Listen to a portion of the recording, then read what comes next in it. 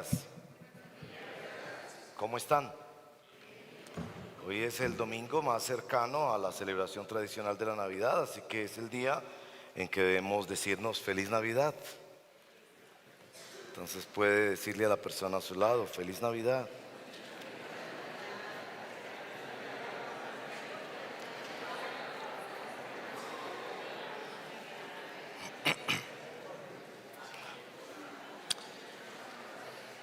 Y leeremos una porción de la palabra de Dios en el Evangelio de Mateo, capítulo 21. Mateo, capítulo 21.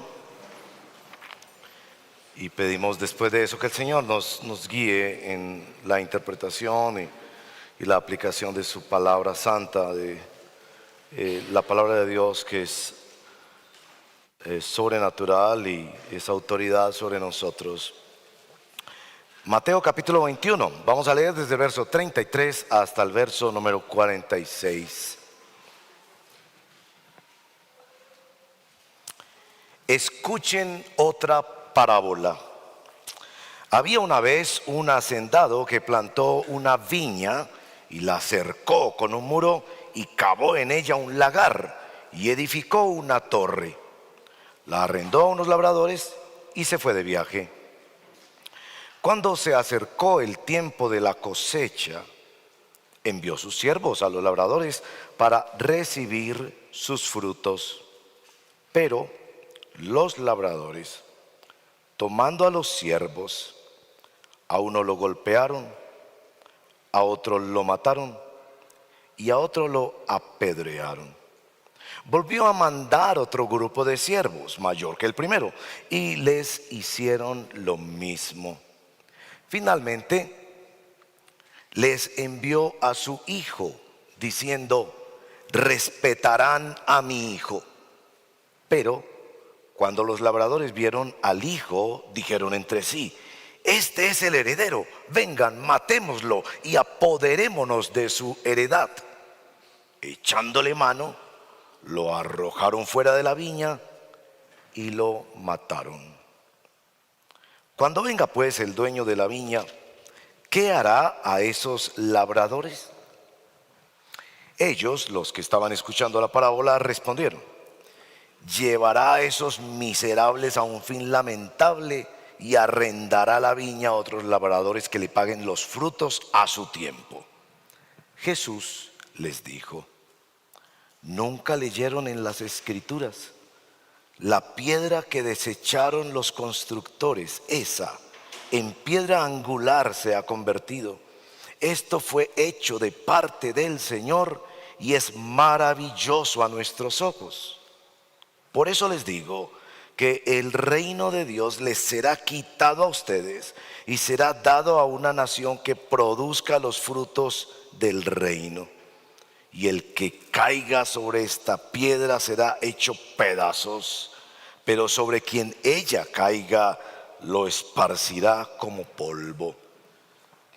Al oír las palabras de Jesús, los principales sacerdotes y los fariseos comprendieron que él hablaba de ellos.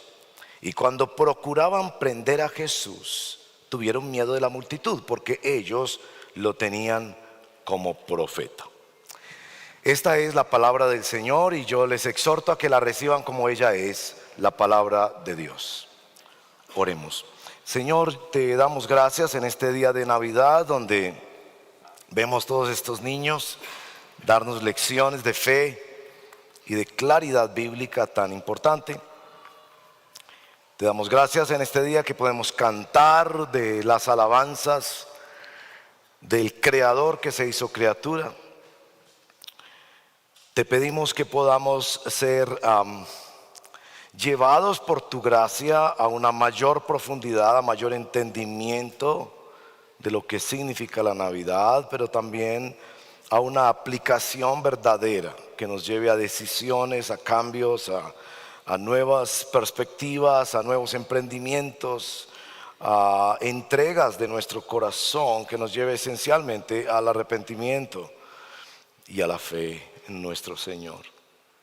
Emmanuel, Dios con nosotros, Hijo de Dios, te honramos y pedimos que por el poder de tu Espíritu Santo que tú prometiste, la palabra sea hecha vida en nosotros, nos atraviese, no nos deje esconder en ningún rincón ni desconcentrar, sino por el contrario venir a la gracia de Dios que es en Cristo Jesús y que es la razón por la que podemos decir feliz Navidad. Te lo pedimos en el nombre de Jesús, nuestro Señor. Amén. A todos nos gusta contar detalles sobre nuestro nacimiento. Las generaciones más recientes tienen la oportunidad de contar con ecografías en tercera dimensión, fotografías, videos, inclusive dejan entrar a los padres a filmar toda la escena. Nuestros hijos y nuestros nietos probablemente van a tener muchos más recursos para recordar su nacimiento. ¿Cómo recuerdas tú tu nacimiento? ¿Cómo lo cuentas? ¿O cómo te lo contaron? Porque la verdad no creo que nos dimos cuenta de mucho. Entonces la pregunta hoy es, ¿cómo Jesús contó o vio su llegada al mundo? ¿Te has preguntado eso? ¿Alguna vez Jesús celebró su cumpleaños? Es una pregunta interesante. No tenemos mucha información al respecto. Lo que sabemos por los evangelios es que la perspectiva de Jesús sobre la Navidad era sorprendente. Él contaba como 17 veces en el evangelio de Juan que él era enviado del Padre, o que él venía o había sido dado al mundo como parte de un plan redentor. La visión de Jesús sobre la Navidad es la visión de un estar a cuentas, rendir cuentas, saldar cuentas, estar a paz y salvo. Precisamente esa idea de paz que aparece en tantas de las canciones de la Navidad como Noche de Paz, y que se originan seguramente en el canto de los ángeles. Gloria a Dios en las alturas y en la tierra, paz. Es esencial. La llegada de Jesús fue para que pudiéramos estar a paz y salvo con Dios. El domingo pasado el predicador invitado nos hacía pensar que cuando la gente en Navidad habla de paz, generalmente está pensando es en paz interior, estar tranquilo, alegre, o paz relacional, como que se acaben las guerras en tantos lugares del mundo donde hay guerras. Y sin duda paz interior y paz relacional tiene algo que ver con esto, pero cuando los ángeles proclamaron gloria a Dios en las alturas y en la tierra paz, se referían a la paz entre Dios y el hombre. Por supuesto, esto tiene implicaciones, pero hablaríamos entonces de la paz vertical, que podría tener consecuencias en una paz horizontal. Esto nos lleva a leer esta parábola desde la perspectiva de Jesús, contando sobre su llegada al mundo. Jesús nos cuenta de su llegada al mundo en esta parábola, como el hijo enviado por el padre, dueño de la finca, cuando había enviado a otros siervos a reclamar legítimamente los frutos de la cosecha que le correspondían en aquel acuerdo que él había hecho con los arrendatarios o labradores. Y Jesús cuenta que después de que golpearon, apedrearon y hasta mataron a muchos de los que papá envió para que le dieran los frutos, finalmente a papá se le ocurrió la idea de enviar al hijo, y que al hijo sí lo respetarían, pero como ocurrió, ese aumentó las expectativas de usar a Dios, de usar las cosas de papá y tratar de eliminarlo de la escena y apropiarse de la heredad. Esa es la parábola. Pues bien, las parábolas son dadas para ayudarnos a encontrarnos con nosotros mismos y a encontrarnos con Dios. Podríamos decir que las parábolas son diseñadas para atraparnos. Y eso es lo que ocurre en esta escena. Ustedes notan que después de que Jesús cuenta la parábola, hace una pregunta evaluativa. ¿Qué hará? Verso 40, a esos labradores. Y ellos de inmediato vienen con la respuesta que todos hubiéramos dado si nos hubieran contado la historia. Un poco atrapados en la parábola, como ustedes recuerdan también lo fue David. Si ustedes conocen un poco la historia de ese impresionante personaje del antiguo Medio Oriente, el rey David, conocido como un gran guerrero, también como un gran poeta y músico, como un gran gobernante de la nación, que tenía su pecado escondido. Y un día el profeta Natán vino y le contó una parábola.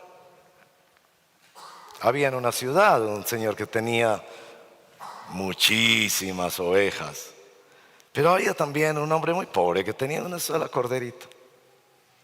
Y bueno, este hombre rico lo visitó a alguien, y para él congraciarse con el hombre visitante, pues le arrebató la corderita al hombre pobre y se hizo un banquete con ella. Y David, como todos nosotros, porque nos gusta mucho juzgar a los demás, ¿no?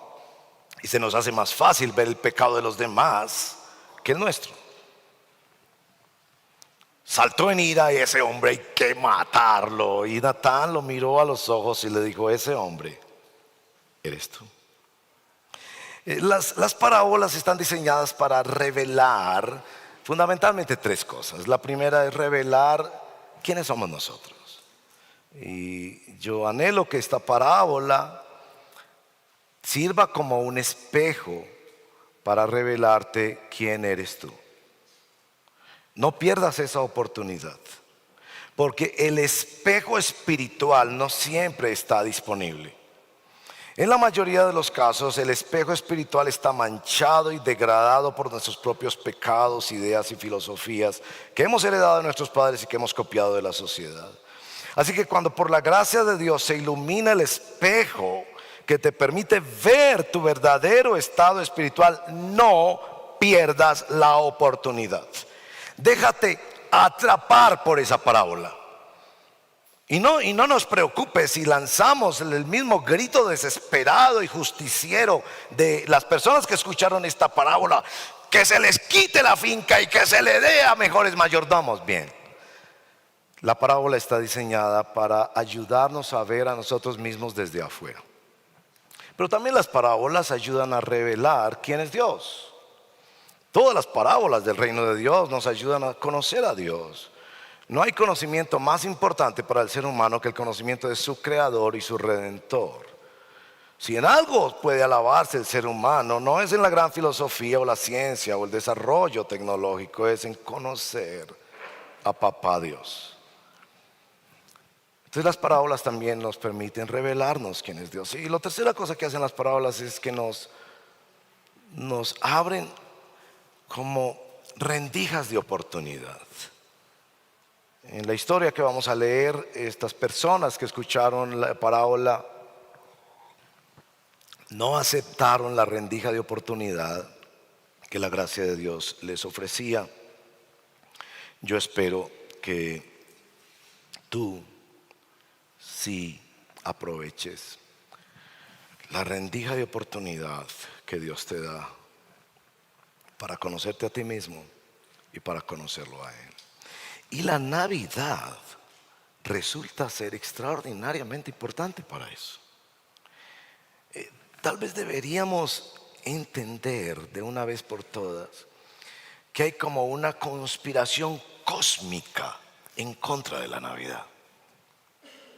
Quizás no hay tiempo más importante en el año donde todas las fuerzas del mal se confabulan para alejarnos de Dios. Porque precisamente es en esa época del año en que podríamos entender y recibir la rendija de oportunidad para el cambio que anhela nuestro corazón, para la paz que necesita nuestro corazón con Dios, para la certidumbre de la eternidad que todo ser humano necesita y clama en lo profundo de su corazón. Entonces vamos a ver esas tres revelaciones, y quizás la idea principal en esta mañana es que Jesús nos revela qué piensa Él de la Navidad y cómo, a pesar de todo, puede darnos la esperanza del arrepentimiento. Eso es como lo que quisiera que elaboremos al final de ver esta parábola. Jesús nos revela qué piensa Él de la Navidad y cómo, a pesar de todo, puede darnos la esperanza del arrepentimiento. Bueno, primero lo que revela sobre nosotros.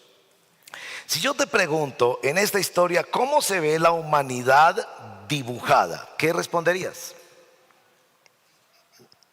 Esta es la historia de un señor que ha construido una finca preciosa y maravillosa, flotando en el espacio de su universo.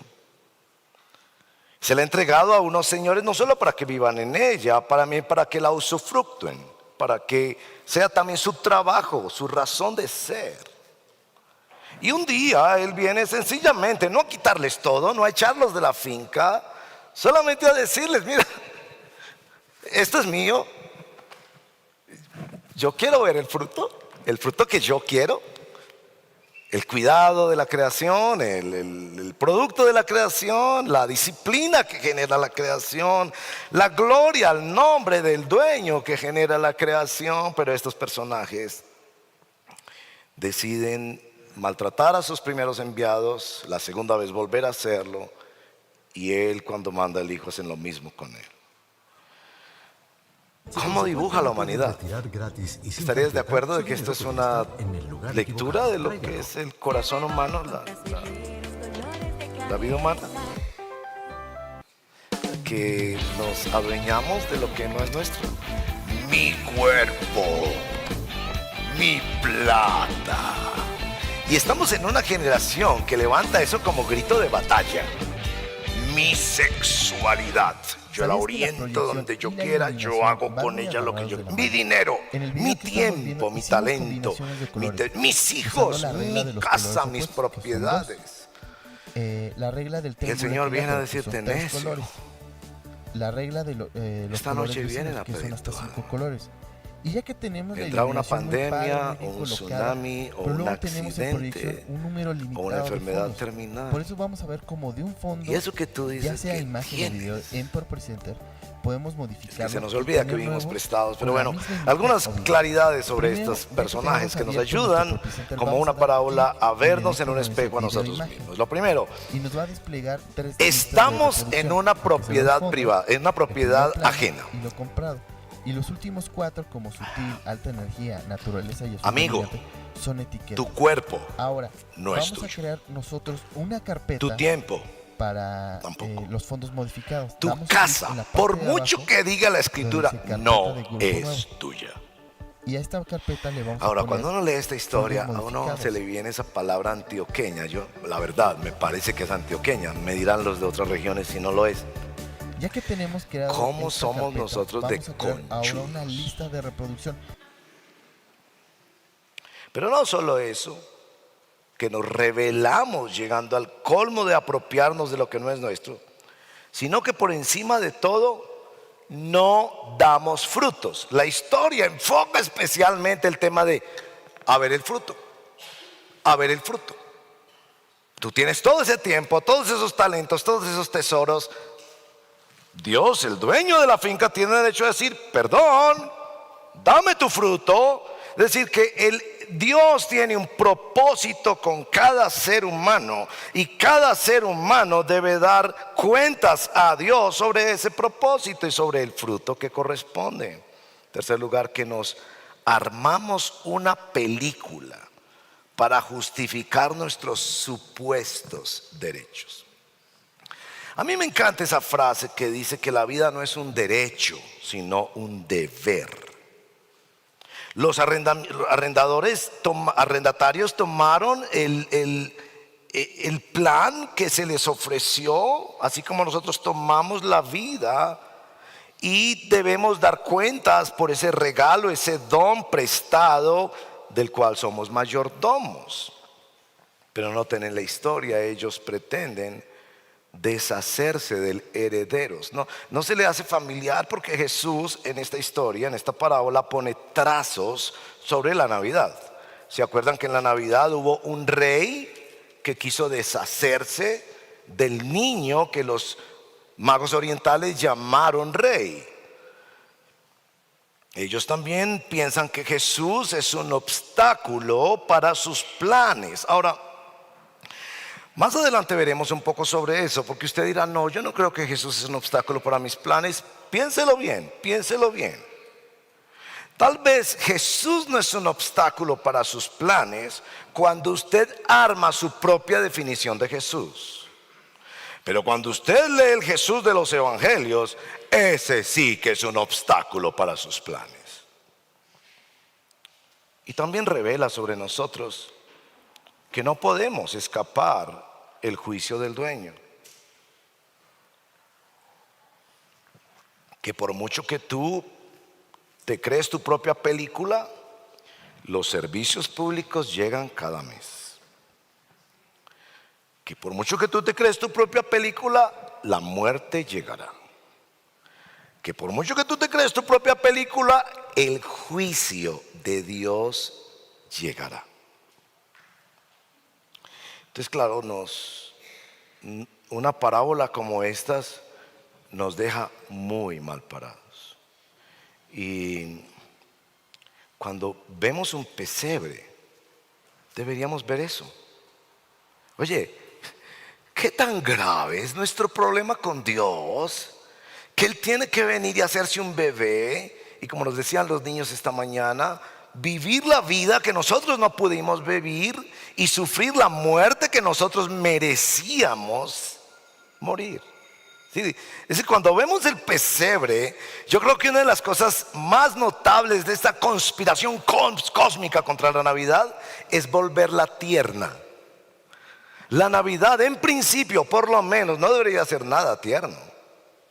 Es como si a ti te dicen, tú tienes una enfermedad tan grave,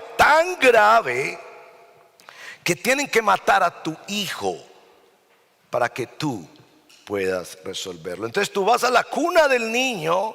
Eso no es nada tierno.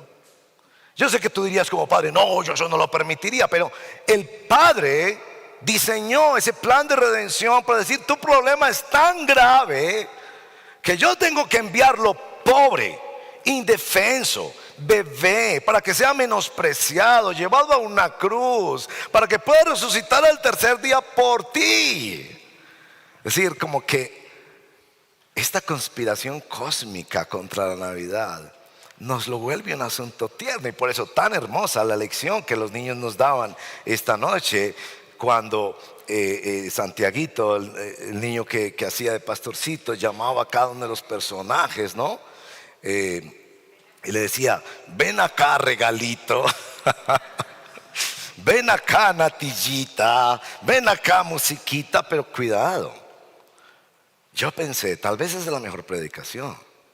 Santiaguito debió haber seguido diciendo, ven acá Cristinita, ven acá Dieguito, ven acá Raulito. Tú no defines el sentido de tu vida, tú estás llamado a darle cuentas a Dios. Ven acá. Este Jesús que viene a la Navidad viene a morir por ti. Es el único niño que nació con el único objetivo central en su vida de morir por otros. Pero bueno, nuestra parábola también nos revela a nuestro Creador y su plan para sus criaturas. Y esto es el Evangelio.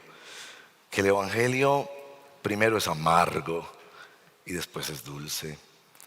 El Evangelio primero nos pone entre la espada y la pared diciéndonos, tú no puedes hacer nada. Y después nos abre el cielo y nos muestra el corazón de papá. Bueno, nos muestra la historia quién es Dios. Primero, Dios es un Dios bondadoso. Hizo la creación para el bien del hombre.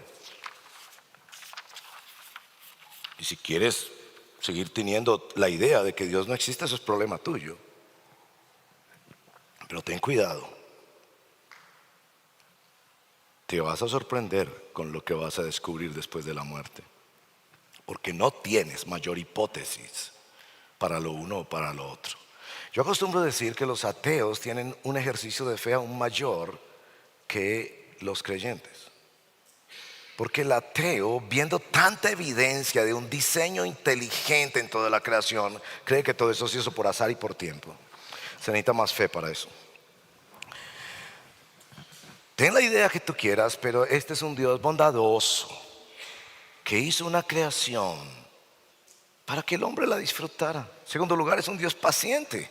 Es un Dios que da segundas y terceras oportunidades. Y eso se detalla en la forma en que Jesús cuenta la parábola, que aunque breve es poderosa en cada una de sus palabras. Es paciente. Manda a unos a hablarte, manda a otros a hablarte, manda a otros a hablarte. Y te entrega el mensaje más grande que la humanidad ha recibido, que es la persona de Jesús de Nazaret.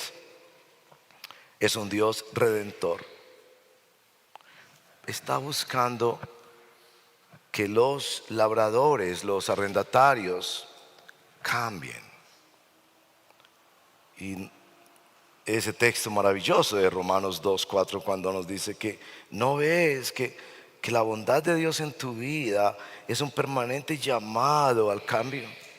No ves la bondad y la paciencia de Dios. Y también es un Dios amoroso. Es un Dios amoroso porque tiene un plan que puede parecer ridículo y torpe, pero es que Él quiere mostrar un amor extravagante.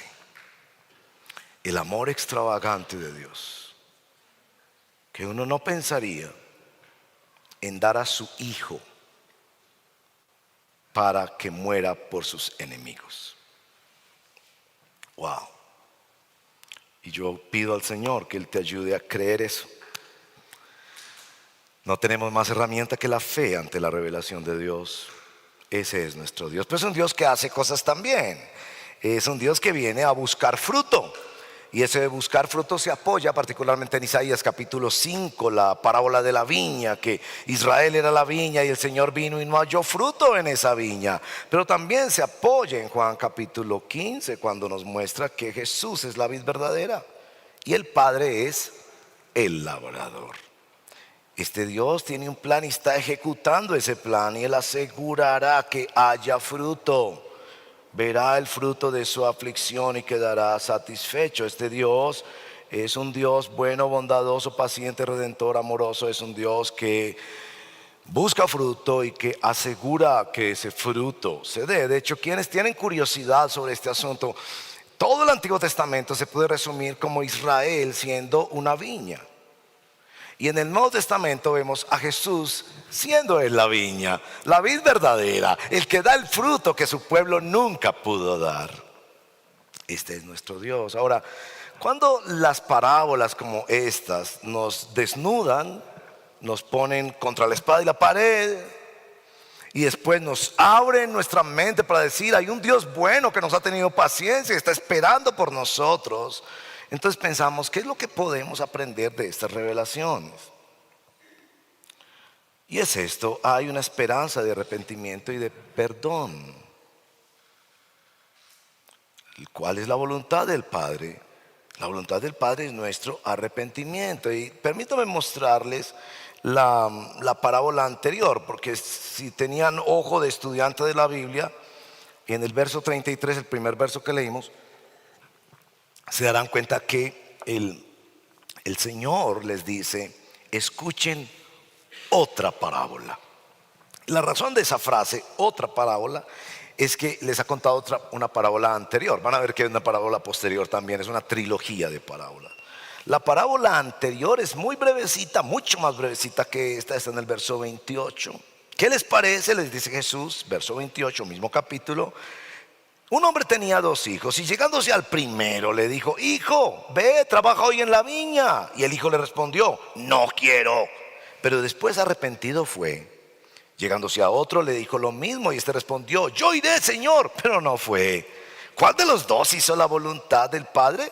Y ellos respondieron. Recuerden otra vez, las parábolas hacen que respondamos y nos descubramos a nosotros mismos. El primero, respondieron ellos. Jesús les dijo: en verdad les digo que los recaudadores de impuestos, los políticos corruptos y las rameras, las prostitutas, entran en el reino de Dios antes que ustedes, porque Juan vino a ustedes en camino de justicia y no le creyeron, pero los recaudadores de impuestos y las rameras le creyeron. Y ustedes, viendo esto, y ahí viene la frase, ni siquiera se arrepintieron después para creerle.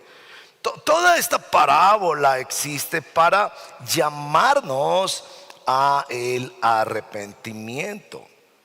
Ahora, si van al verso número 37 de nuestra parábola, donde el padre dice: finalmente voy a enviar al hijo, respetarán al hijo, notamos la importancia del respeto por el hijo.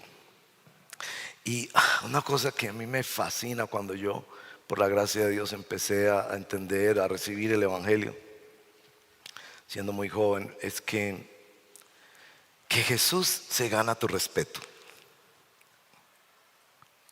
Es decir, el plan de Dios es enviar para que respeten al hijo, pero el hijo no llega como el hijo del dueño de la finca. ¿Han visto cómo llegan los hijos de los dueños de las fincas? ¿Cierto? Pelados que no le han dado un golpe a la tierra, no han visto un amanecer, pero llegan en la camioneta de papá. Oh, ¿oíste a Asdrúbal? Asdrúbal es su nombre. ¿Oíste a Asdrúbal? Montame un racimo de plátanos a Asdrúbal. Ve y haceme un cafecito a Asdrúbal. Muchachitos que no le han dado un golpe a la tierra, pero se sienten como la finca es de mi papá. Pero Jesús no llegó así. Jesús llegó como un niño pobre, indefenso. Él no quebró la caña cascada, ni apagó el pabilo que humeaba. Él fue tierno con los pobres, Él les habló al corazón, confrontó también a algunos, pero no llegó como el que llegó el dueño de la finca: a mí me obedecen, no les echo a mi papá. No. Y papá Dios pensó en el diálogo de la Santísima Trinidad que se describe en Isaías capítulo 6. En el diálogo de la Santísima Trinidad, Padre dice: ¿a quién enviaré? Y el Hijo dice: aquí estoy, yo voy, sabiendo lo que venía sobre él. Él quiso venir y se gana tu respeto. Por favor, dime qué puedes decir mal de Jesús, por favor. Yo sé que tú tienes tu filosofía, piensa lo que quieras, esa es tu vida, tú lo decís, pero por favor, dime qué puedes decir mal de Jesús. Decime. Puedes hablar barbaridades de la iglesia y de los seguidores de Jesús, habla lo que quieras, pero decime qué puedes decir de Jesús de Nazaret. Decime qué puedes decir en contra de Jesús de Nazaret. Entonces, evidentemente, el Padre quiere que respetemos a Jesús. Y bueno, y ahí viene un verso que yo espero que cuando ustedes lo leyeron les generó muchas preguntas, que es el verso número 44. Ese verso es de difícil interpretación. Jesús les está diciendo, les está recordando del verso 42 en adelante, la piedra que desecharon los edificadores, los constructores, Dios la ha puesto como la piedra angular. Está refiriéndose al Hijo, sin duda. Está refiriéndose a sí mismo. El punto de toque de este asunto de Dios, de la espiritualidad, de la eternidad, de si hay o no perdón de pecados, de si hay o no resurrección después de la muerte. El punto de toque no es cuál iglesia tiene más gente, qué iglesia tiene o no cosas de que arrepentirse en el pasado. Ese no es el punto de toque. El punto de toque es la persona de Jesús. El edificio de tus convicciones, de tu doctrina, de tu fe, de tu práctica religiosa se cae o se sostiene, depende de dónde pones a Jesús. Ese es el punto. Sí, Jesús los criticó un día porque hacían del templo una casa de mercaderes, pero ese no es el punto aquí. Es una cosa que había que corregir dentro de muchas cosas que hay que corregir. Pero el punto de toque es la persona de Jesús, que aquí lo llama la piedra que desecharon los edificadores. Eso viene, para quienes quieren leer más en casa, Salmo 118, que nos guió hoy en la adoración, También viene de Isaías capítulo 8, verso 14 y 28, verso 16, porque era un diálogo frecuente en medio de los profetas. ¿Cuál es la piedra de toque, la piedra angular donde se sostiene o encuentra coherencia el edificio? Entonces vuelve a mencionar la piedra en el verso número 44. Miren el verso 44. El que caiga sobre esta piedra será hecho pedazos, pero sobre quien ella caiga los esparcirá como polvo.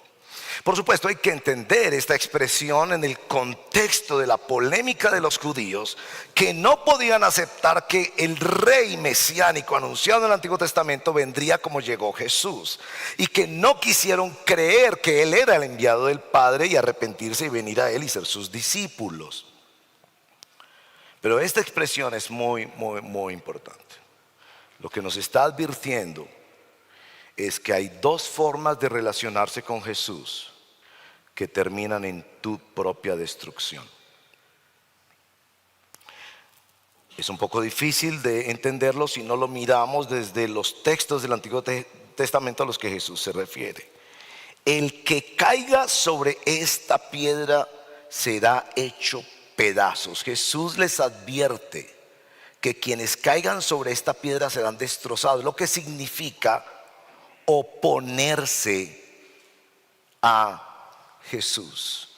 Es decir, tú vas caminando por la vida, sientes la necesidad de algo espiritual en ti, has llegado a ciertos logros de familia, hijos, profesión, éxito, lo que tú quieras poner en la lista, y vas caminando, pero todavía tu alma te pide algo más. Y alguien como este servidor en cualquier momento de tu historia te habla de Jesús y tú encuentras un tropiezo en Jesús. Tú dices, no me choca la idea, pero encuentro un tropiezo en Jesús, porque ese asunto de los milagros, ese asunto de la resurrección de los muertos, y no solo la resurrección de los muertos, sino la resurrección para nunca más morir. Y no solo eso, para que enrede más su mente, la resurrección para dar vida eterna a otras personas. No. Déjenme a Jesús como un ejemplo moral, como un maestro de filosofía, como un gran líder que cambió la historia, como alguien que tuvo compasión, algo tan necesario en nuestra época. Pero no me pida pasar por ese camino que me obliga a creer que hay una eternidad y a jugármela toda, porque después de la muerte me va a resucitar. No. Y yo no soy capaz de creer a medias. Yo no soy capaz de creer un pedacito sí y otro pedacito no. Entonces encuentro un obstáculo en Jesús. Él es un tropiezo para mí. Y aquí se advierte, cuidado con eso. El que se encuentra con la figura de Jesús y rechaza la figura de Jesús como la piedra angular de su vida, porque se le hace la sobrenaturalidad algo muy extraño, imposible, algo en la imaginación de gente con la que se ha manipulado en las religiones, el discurso que usted quiera, va a terminar siendo hecho pedazos. La segunda postura que Jesús les advierte en el verso 44, parte B, sobre quien ella caiga, interponerse u obstaculizar el camino de la piedra. Estos son los que le dicen a Jesús: bueno, yo camino contigo, voy a creer todo lo sobrenatural, que tú vienes por segunda vez, la segunda venida de Cristo, y voy a esperar la segunda venida, pero no me pidas que te entregue mi sexualidad, eso es mío. No me pidas que te entregue mis finanzas. No me pidas que cumpla tu propósito cuando yo tengo unos planes tan maravillosos. Es decir, es aquella persona que se hace un obstáculo para Jesús, que la piedra cae sobre él porque se lo encuentra en el camino. Entonces, en un caso, Jesús es un obstáculo para ellos. En el otro caso, ellos son un obstáculo para Jesús. Y en ambos casos se anticipa la destrucción. Amigos, de lo que se trata aquí es de advertir sobre el problema de la rebeldía.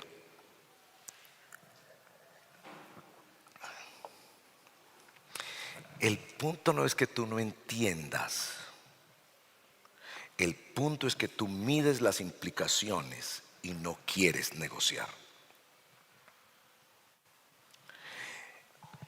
El asunto es la rebeldía. Y bueno, ustedes saben, hay dos tipos de rebeldía, ¿no? Está la rebeldía pasiva y la rebeldía activa. La mayoría de los seres humanos somos rebeldes pasivos. Ustedes saben la historia del niño, ¿no? Que papá le decía en la silla de atrás, siéntate y ponte el cinturón. Y el niño, no, porque nosotros somos desde niños rebeldes. ¿Necesitan demostración o no? Papá y mamá dicen por aquí, ¿él por dónde quiere ir? Por allá. Hay algo en nosotros que está mal. Amigos, nosotros tenemos defectos de fábrica. Y no es que estemos mal diseñados, es por nuestra propia culpa. Y sabemos que así es. Y el papá le decía al niño, siéntate, ponte el cinturón. No. Al final el papá pues impuso la autoridad que un papá debe sobre un menor de edad. Te lo pones, frenó el carro, te lo pones y te lo pones.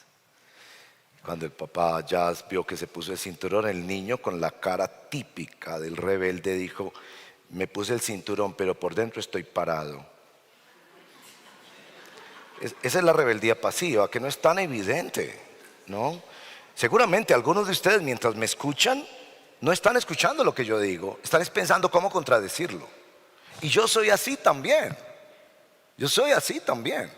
Que estoy escuchando cualquier maestro, cualquier directriz del agente de tránsito, de cualquier persona, y por dentro estoy pensando cómo yo contradigo eso, porque yo tengo la razón y tengo que tener la razón y justificarme a mí mismo. El problema de la rebeldía, y claro, hay rebeldías activas también.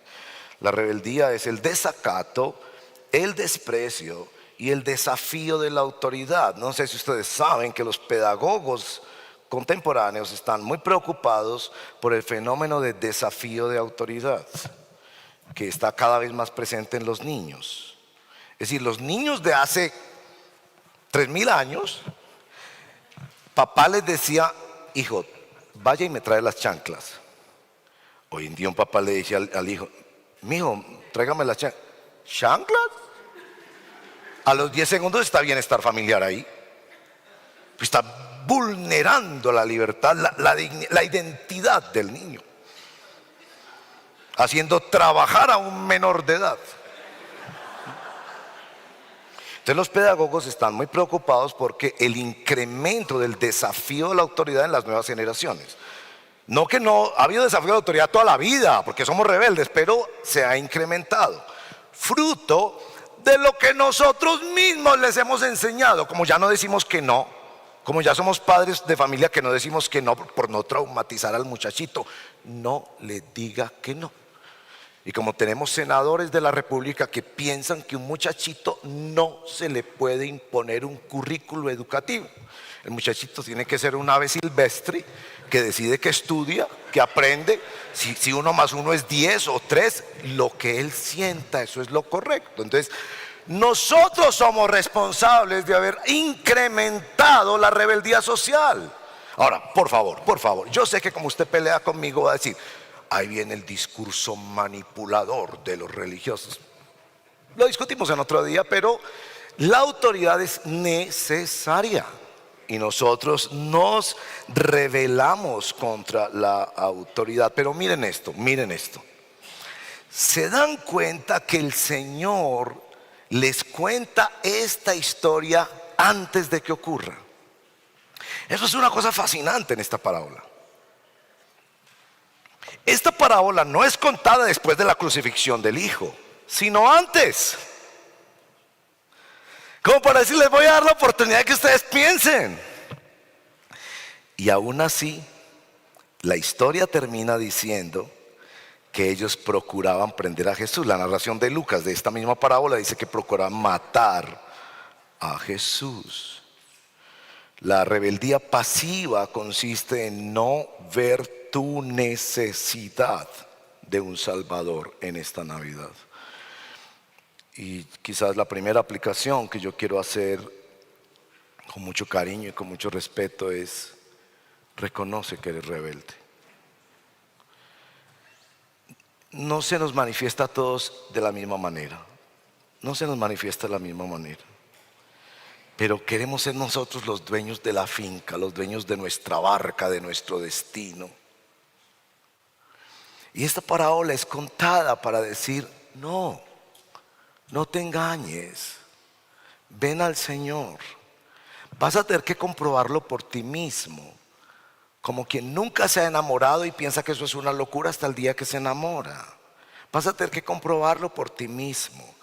¿Qué significa tener a Jesús en el corazón? Vas a tener que comprobarlo por ti mismo. Los que vivimos esto no te podemos hacer un gráfico, darte una fórmula, una inyección. Vas a tener que comprobarlo por ti mismo. Pero el primer paso en el arrepentimiento es reconocer que hay una profunda rebeldía en ti. Y la parábola está descrita para eso, para que reconozcas que hay rebeldía en ti. Y ten mucho cuidado con esas versiones religiosas del cristianismo, que es como de saber un poquito más. Yo desde niño quería ser acólito y un día llegué a una iglesia y ahí me enseñaron más. No, el evangelio no es así. El evangelio es que un día tú toda la vida piensas que tú eres dueño de tu destino y que tú tienes la razón y que tú te justificas en lo que tú haces. Y un día llegas a darte cuenta que estás en contra de Dios, que estás en rebeldía con Dios, que necesitas al Señor. Y el arrepentimiento te humilla y te trae a Él para decirle: el problema está en mí, no en mis circunstancias. Y mi problema es contigo, no con mis circunstancias. Pero también hay rebeldía activa de vivir independiente de Dios. Esta gente tenía un plan y pensaban que su plan les iba a funcionar. Si eliminamos la religión, a Cristo, las creencias espirituales y todo, el mundo va a ser más feliz. ¿Más feliz? Pruebe. ¿Quiere que le cite casos de la historia? El comunismo ruso, por ejemplo, que pensó que eliminar a Dios de las escuelas y de las familias, niños que jamás escucharon la palabra de Dios y terminaron borrachos y enfermos de alcoholismo, negándose, matándose unos a otros. ¿Usted piensa que la historia no le dice claramente que los seres humanos fuimos creados para tener una relación con nuestro Creador y una dependencia amorosa de nuestro Dios? Y sí, hay personas que quieren vivir totalmente desconectados y se sienten orgullosos de eso. Estas personas tenían un plan, lo pensaron en colectivo. O sea, había otras personas muy importantes, grandes académicos y científicos que los respaldaban en su pequeño plan y también se sentían orgullosos de tener un plan. Eliminemos la posibilidad de la eternidad. Eliminemos la posibilidad de la existencia de un Dios. Eliminemos la posibilidad de la fe y el mundo será un paraíso. ¿Quiere que le cuente casos de la historia donde eso se ha hecho? Cuando evidentemente la parábola es contada de antemano, para nosotros es contada posteriormente, para volver a decirnos: eso tenía que pasar. Porque la rebeldía de nuestro corazón no se cura con argumentos, se cura con el perdón de Dios que costó la sangre de su único Hijo. Y Él es el que te invita a ti a venir arrepentido y creer en Él y probar y ver que Dios es bueno y que es verdad que quien se entrega a Él de todo corazón y renuncia a sus argumentos y cree en Jesús de Nazaret y respeta al Hijo, tiene vida eterna. Cierra tus ojos y oremos. Tal vez tú necesitas hacer esa oración hoy mismo, rindiendo tu vida al Señor. Y ahí donde tú estás, tú puedes pedirle al Señor, arrepentido, que perdone tus pecados, que tú no quieres seguir sintiéndote ni viviendo como el dueño de la finca.